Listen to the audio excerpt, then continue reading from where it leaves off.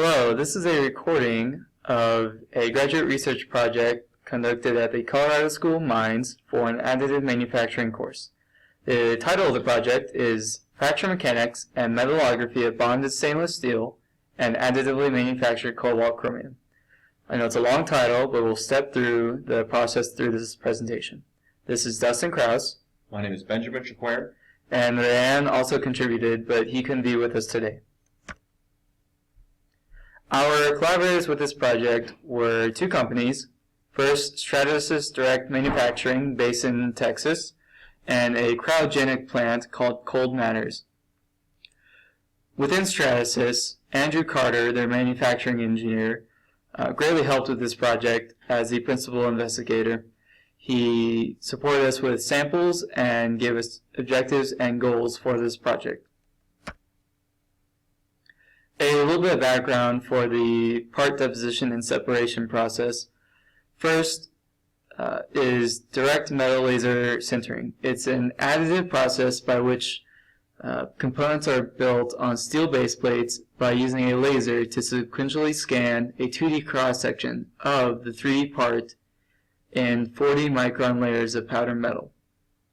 So in the schematic on the right, you'll see a basic DMLS setup in which you have a powder bed where the constructed part is, and a 2D section is scanned by this laser, and then a rasping arm coats another layer of powder, and the laser scans again, the powder bed moves down, and the process repeats again. Now, as far as following the additive process, the components are removed from the machine and undergo a stress relief process via sintering. The parts are cut away from the plate using wire electrical discharge machining. This process is time-consuming and expensive, and Stratasys has to build in additional height to accommodate the curve.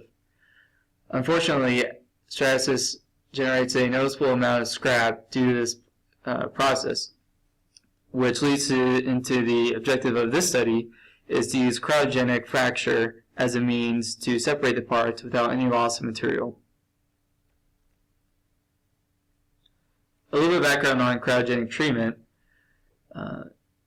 During the direct metal laser sintering process, it is essentially conducted at room temperature, and it causes the introduction of a lot of internal stress within the part. So one way to prevent this, the distortion of parts, is welding the parts onto the steel base plate.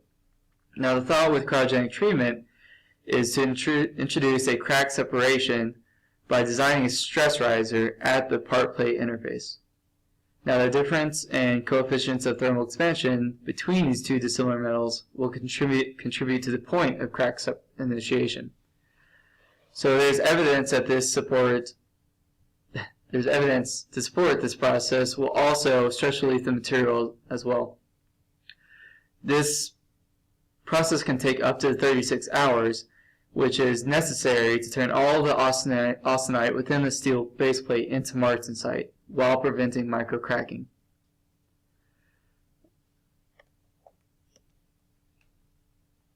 The samples that were given to us were 1 inch by 1 inch cubes of cobalt chromium molybdenum. This material is highly used in the surgical and medical industry. You can see here, below, the mass balance of these parts, of these deposited parts, and that's balanced out with cobalt. The samples were plated on a 2.75 inch diameter 304 stainless steel base plate.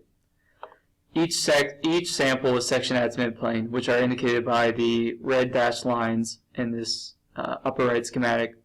And below that, you'll see a cross-section of each sample. You'll see the cobalt chromium cube on top and the 304 stainless steel base plate below. For our experimental setup, we look primarily at the microstructure and hardness of the samples. For the microstructure analysis, we looked at the stainless steel base plate and the cobalt chromium near the interface, as well as at the interface we saw the formation of a heat affected zone. And we'll also go through the hardness testing that we've performed within the bulk material and along the interface.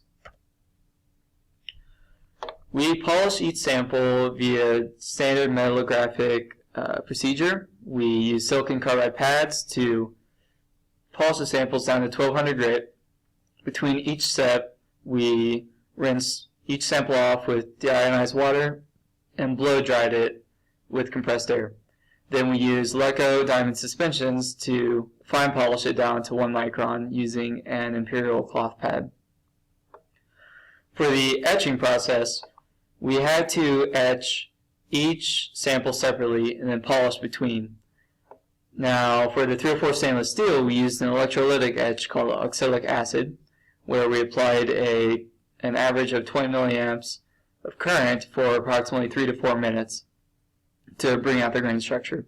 For the cobalt chromium, we use Brauhaus etch, which is a dilution of DI water, hydrochloric acid, and potassium metabisulfate.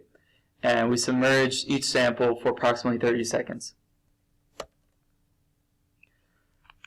For the 304 stainless steel, we were looking to see if there was any kind of grain refinement near the interface. Were there any voids, or was there any segregation of carbides due to this whole deposition process? What we found was that there's no grain refinement at the interface. So the first image on the left, you'll see the grain structure near the interface, which is black. And you'll see the size of the grains is pretty well evenly distributed. And we saw average grain sizes of around 50 microns across near the interface and in the bulk material. We also found these directional voids, as indicated by both images, which were very odd and not expected, but these can play an important role in the fracture mechanics along the interface later on. What we also saw at the interface was a heat-affected zone. Heat-affected zones are characteristic of any welding process, and typical of a heat-affected zone are the segregation of carbides and the embrittlement of the material at that interface. What we saw was a non-homogeneous mixing of the two materials. So on the image on the right, you see cobalt chromium eventually fading into the 304 stainless steel as a gradient. You can see that there's non-homogeneous mixing and these striations of cobalt chromium mix in with the stainless steel. Owing to this non-homogeneity, we can probably assume that we'll see anisotropic properties at this interface. Also important was the fact that this heat-affected zone had variable thickness, so if you try to initiate a crack within this interface, it may eventually run into the 304 stainless steel and then may eventually run into the cobalt chromium since the zone isn't of constant thickness. We'll note that no new phases were also present according to EDX on the SEM. Now, here are two more images of the heat-affected zone. You can see a clear segregation on the left of the cobalt chromium on the left and the 304 stainless steel on the right, and the heat-affected zone within the middle.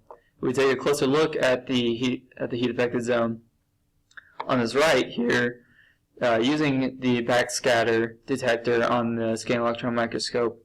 You can actually see the welds within this heat-affected zone, but you also don't really see any kind of carbide segregation or any difference in grain size compared to the other materials. Now, as far as the cobalt chromium, we saw no intergranular segregation of the chromium, and as well we noticed this lamellar structure, which according to the literature is actually carbide precipitation. So if you look on the image on the right, you can see the variation of light and dark materials running elongated parallel striations with each other. And that's the lamellar structure of carbides. Now on the left here, you can actually see the macro image of the welds. And at the interface, you don't really see much of a difference between the welds except for this long heat-affected area flowing along the interface. We also performed hardness testing For the bulk materials, we performed Rockwell testing according to its ASTM standard, but Vickers testing was used for the interface because the Rockwell was too coarse of a measurement, and Vickers testing was also done according to its ASTM standard. The results were that we found much greater hardness in the cobalt chromium bulk than in either the interface or the stainless steel bulk. This is supported by the literature. However, we were surprised to see that the interface hardness was lower than either measurement in the bulk material. In this figure, it's possible to see a Rockwell deformation, and the material at the top of the image is a 304 stainless steel. At the bottom is the cobalt chromium. You can see much larger or much greater deformation in the 304 stainless steel, and its stress field extends much further than the cobalt chromium. So it's much harder to propagate a crack through a ductile material, just because so much of the energy is used to move grains and dislocations. And since we see so much greater deformation in the stainless steel, it's more likely that the cobalt chromium is brittle and would therefore be easier to propagate a crack through. So what we found, the plastic zone in the 304 stainless steel is larger due to the lack of segregated carbides or grain refinement. Non-homogeneous mixing and variable heat-affected zone thickness will make controlled fracture difficult. The deposited cobalt chromium parts were harder than 304 stainless steel. The crack propagation may be directed by elongated voids and dissimilar stiffness between alloys, and the literature suggests microvoid coalescence may be the dominating mechanism for cryogenic steels. Future goals for this project include completing phase analysis of the etched cobalt chromium. We'd also like to use our findings to generate an abacus model, and XRD. We'd like to use XRD to measure residual stress pre and post cryogenic treatment to validate its stress relieving properties. And we would like to thank Dr. Bryce and Andrew Carter for their essential assistance on this project and mediating the collaboration between Colorado School of Mines and Stratasys Direct. Again, we thank Andrew for all his ideas and his directions, as this project would not have been possible without his guidance.